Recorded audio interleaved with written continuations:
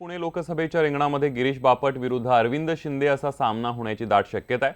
काँग्रेसने अद्यापही आपल्या उमेदवाराची घोषणा केली नसली तरी शिंदेंचं नाव मात्र निश्चित मानलं जात आहे। या दोघांमध्ये लढत झाल्यास कोणती राजकीय समीकरणं असतील याचा वेध घेणारा एक रिपोर्ट बघूया।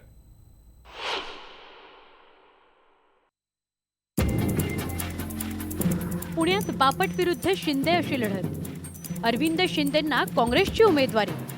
पुण्यात कोण मारणार बाजी? पुणे लोकसभा मतदारसंघातील भाजपचे गिरीश बापट विरुद्ध काँग्रेसचे अरविंद शिंदे यांच्यात थेट लढत होणार असल्याचं आता जवळपास निश्चित मानलं जात आहे। काँग्रेसनं महापालिकेतील गटनेते अरविंद शिंदे यांना लोकसभेच्या रिंगणात उतरवण्याची चिन्ह आहे। बापटांच्या तुलनेत शिंदेंचा राजकारणातील अनुभव तसा कमी आहे। 1983 मध्ये बापटांनी पुणे महापालिकेत नगरसेवक म्हणून राजकीय कारकीर्द सुरू केली। सलग 5 वेळा विधानसभेची निवडणूक त्यांनी जिंकली असून 1996 मध्ये त्यांनी लोकसभेची निवडणूकही लढवली होती। त्यामुळे यंदाची लोकसभा निवडणूक सोपी असल्याचा दावा गिरीश बापटांनी केलाय। खरं तर पुण्याची लोकसभा मी पण लढवतोय। मला असं वाटलं की आपली लोकसभा म्हणजे आता फार मोठी कुस्ती होणार, पण आता जिल्ह्यातच अशी कुस्ती लागली कांचनताई की तुमच्या कुस्तीकडे सगळ्या देशाचं लक्ष लागलं आणि आमची कुस्ती रेवड्याची होणार आहे।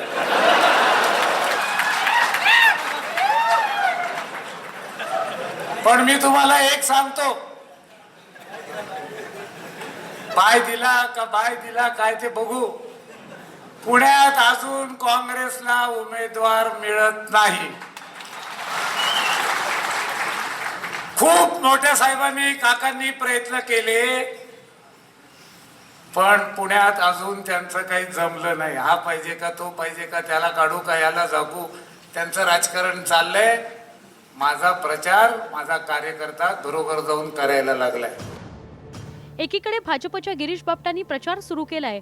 उमेदवारी जवळपास निश्चित मानली जात असली तरी काँग्रेसनं अद्यापही आपल्या उमेदवाराच्या नावाची घोषणा केलेली नाही। पैलवान तोच लागतो जो लढ म्हणला की लढायला तयार पाहिजे। तुम्ही त्याला अगोदर सांगणार, मग तो बदाम पिस्ते खाणार आणि मग तो लढायला येणार, असा पैलवान काँग्रेसमध्ये नाहीये। काँग्रेसचे सगळे इच्छुक उमेदवार वर्षभर तालमीत तयार झालेले। तुम्ही उद्या ज्या उमेदवाराला लढायला सांगाल तो उमेदवार लढायला पूर्णपणे सज्ज आहे, हे तुम्हाला माझ्या बोलण्यावरून निश्चितच खात्री पटत असेल। काँग्रेसचे संभाव्य उमेदवार अरविंद शिंदे यांनी 1997 मध्ये पुणे महापालिकेत नगरसेवक म्हणून आपल्या राजकीय कारकिर्दीला सुरुवात केली। ते सलग 5 वेळा नगरसेवक म्हणून निवडून आलेत। तरी बापटांच्या पाठीशी मनपातील भाजपचे 60 ते 70 नगरसेवक तसंच 6 विधानसभा मतदारसंघातील भाजप आमदारांचं पाठबळ असणार आहे। या तुलनेत केवळ 10 नगरसेवक आणि गलीगात्र झालेली पक्ष संघटना या भरवशावर अरविंद शिंदेंना लढत द्यावी लागणार आहे। मात्र राष्ट्रवादी काँग्रेसच्या घड्याळाची साथ लाभल्यास लढत रंगतदार ठरण्याची शक्यता आहे। वैभव सोनवणेसह bureau report news 18 Lokmat Pune. पुण्यातनं जाणार आहोत आता माढ्यामध्ये, कारण माढ्याचा तिढा अजूनही काही सुटायचं नाव घेत नाहीये। राष्ट्रवादीने संजय मामा शिंदेंची उमेदवारी जाहीर केली असली तरी भाजपकडून मात्र 2 रणजित सिंह आणि विजय दादा यापैकी नेमकी कुणाला उमेदवारी मिळणार अजूनही स्पष्ट झालेलं नाहीये। त्यामुळे माढ्याचा सस्पेन्स अजूनही कायम आहे। पक्षाने जर संधी दिली तुम्हाला कमळ हातात धरा म्हणून सांगितलं तर तुम्ही तयार आहात काय कमळ घ्या? तुम्ही माढ्यातून लढणार का या विजयदादांना विचारलेल्या प्रश्नाला होय असं उत्तर देताच मोहिते पाटील समर्थकांमध्ये आनंदाची लहर उठली। पण त्यांचा हा उत्साह तासा 2 तासातच मावळला, कारण नंतर अकलूजमध्ये बोलताना स्वतः विजयदादांनीच या वृत्ताचं खंडन केलंय। मी अजून भाजपात गेलोच नाही तर लढण्याचा प्रश्नच येत नाही असा खुलासा त्यांनी केला। समजा तुम्हाला उमेदवारी दिली तर भाजप नाही होत, नाही होत। पक्षाचं गेलो नाही, भाजप जे देईल ते फायनल आहे। माढ्यातील दुसरे प्रबळ दावेदार आणि फलटणचे रणजितसिंह नाईक निंबाळकर यांनीही पुन्हा विजयदादांकडेच बोट दाखवत पक्ष घेईल तो निर्णय आपल्याला मान्य असेल असं सांगत सस्पेन्स कायम ठेवला। असं कसं सांगू शकतो की कोण उमेदवार आहे? यातलं असं कुणीही सांगू शकणार नाही की हा उमेदवार, कारण उमेदवार ठरवण्याचा अधिकार शेवटी पक्षाला असतो। पार्लमेंटरी बोर्ड त्याच्यावर डिसिजन घेतं आणि मग तो निर्णय जाहीर केला जातो। दरम्यान सहकार मंत्री सुभाष देशमुखही माढ्याच्या तिढ्यावर डिप्लोमॅटिक उत्तर देत मुख्यमंत्र्यांकडे त्यांनी बोट दाखवलं। कमळ हे चिन्ह पक्का आहे. कार्यकर्त्याच्या दृष्टीने व्यक्ती हा गौण आहे. श्रेष्ठी निर्णय घेणार आहे. श्रेष्ठी जो निर्णय घेईल तो सर्व कार्यकर्ते अंतिम निर्णय समजून कामाला लागलेले आहेत. कोणताही आमचा कार्यकर्ता उमेदवार कोण आहे हे पाहायचं अजिबात तयार नाही. उमेदवार आमचा कमळ हे उमेदवार आहे आणि देशाचे पंतप्रधान नरेंद्र मोदी हे पक्के आहेत. शरद पवारांनी संजय मामांना पळवल्यानं मुख्यमंत्र्यांनी यावेळी कसल्याही परिस्थितीत माढा जिंकायचाच असा चंग बांधलाय. पण संजय मामांना पराभूत करायचं असेल तर विजयदादांशिवाय पर्याय नाही असं स्थानिक कार्यकर्त्यांचं इनपुट आहे. पण स्वतः विजयदादा मात्र मुलगा रणजित सिंह यांच्या नावासाठी आग्रही आहेत. तिसरा पर्याय म्हणून फलटणच्या रणजित सिंह निंबाळकरांचं नावही अग्रेसर आहे. पण स्वतः मुख्यमंत्री मात्र विजयदादांसाठी आग्रही असल्याचं कळतंय. कदाचित त्यामुळेच भाजप अजूनही माढ्याची उमेदवारी जाहीर करू शकलेलं नाही. सागर सुरवसे, वीरेंद्र उत्पातसह bureau report, news 18 Lokmat, Akluj. Maval Lok Sabha मतदारसंघातील राष्ट्रवादीचे उमेदवार पार्थ पवार यांनी प्रचारात आघाडी घेतली आहे खरी, मात्र त्यांच्या प्रचाराचे प्रकार हे केवळ स्टंट असून त्याचा आपल्यावर काहीही प्रभाव पडत नसल्याचं मतदारांचं म्हणणं आहे. बघूया एक रिपोर्ट.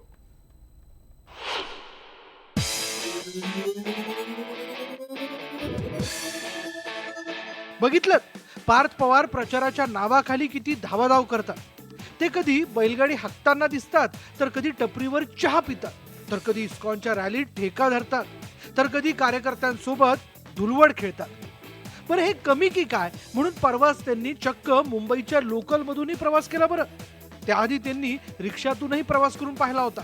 खरंय खासदारकीसाठी पवारांच्या नातवाने सुरू केलेला हा आटापिटा आता मावळच्या मतदारांनाही बघवत नाहीये. म्हणून मारुती भापकर सारखे कार्यकर्ते म्हणतात, पार्थ साहेब पास झाला हा आटापिटा. आधी आमच्या मतदारसंघातले प्रश्न कसे सोडवणार ते सांगा. पार्थ अजित पवार हे जरी तरुण असतील, नवीन असतील, तेही आज खासदारकी या मतदारसंघामधनं लढतायत. तर ते जाऊन कुठंतरी देवालयामध्ये डान्स करताना दिसत आहेत, भेटीगाठी करताना दिसत आहेत, रिक्षामध्ये बसलेले दिसत आहेत.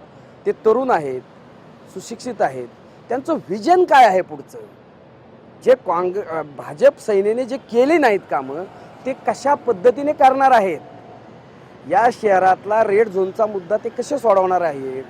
या शहरातला अनियमित बांधकामाचा प्रश्न ते कसे सोडवणार आहेत? या शहराचा पिंपरी चिंचवड प्राधिकरणाचा 12.5% परताव्याचा मुद्दा ते कसे सोडवणार आहेत? पार्थ पवार हे खरं मुंबईच्या हायफाय वातावरणात लहानाचे मोठे झाले. कदाचित म्हणूनच पहिलं भाषण करताना त्यांची फिफी झाल्याचं उभ्या महाराष्ट्राने पाहिलं. त्यावरून ते बरेच ट्रोलही झाले. पण तरी गप्प बसतील ते पार्थ पवार कसले. म्हणून मग त्यांनी मतदारांचं दुःख समजून घेण्यासाठी एवढी सगळी धडपड सुरू केली. वंचित बहुजन आघाडीच्या कार्यकर्त्यांना ही सगळी स्टंटबाजी वाटते. ह्या शिवसेना असेल, BJP असेल, काँग्रेस असेल, राष्ट्रवादी असेल, या सर्व पक्षांनी झोपडपट्टीतल्या सर्व नागरिकांचं मतदारांचं भांडवलच केलेलं आहे. त्यांना असं वाटतं की आम्ही ऐन वेळेला हे मतदार विकत घेतो, पैशाच्या जोरावरती आम्ही निवडणुका लढवतो. परंतु आता परिस्थिती वेगळी आहे. ही झोपडपट्टीतली जनता, ही नागरिक या निवडणुकीमध्ये धडा शिकवल्याशिवाय राहणार नाहीत. आणि यांना मी प्रामुख्याने सांगतो की वंचित बहुजन आघाडीच्या माध्यमातून पर्याय या ठिकाणी उभा राहिलेला आहे. खरं तर निवडणूक काळात प्रचार करताना सगळेच उमेदवार जीवाचं रान करतात, ते स्वाभाविकही आहे म्हणा. पण प्रचाराच्या नावाखाली पार्थ पवारांनी चालवलेला हा आटापिटा खरंच सामान्य मतदारांना भुरळ घालणार का, हाच प्रश्न आहे. बघूयात नेमकं काय होतंय ते. व्हिडिओ जर्नलिस्ट सुशांत डुमरेसह गोविंद वाकडे, न्यूज 18 लोकमत, पिंपरी चिंचवड.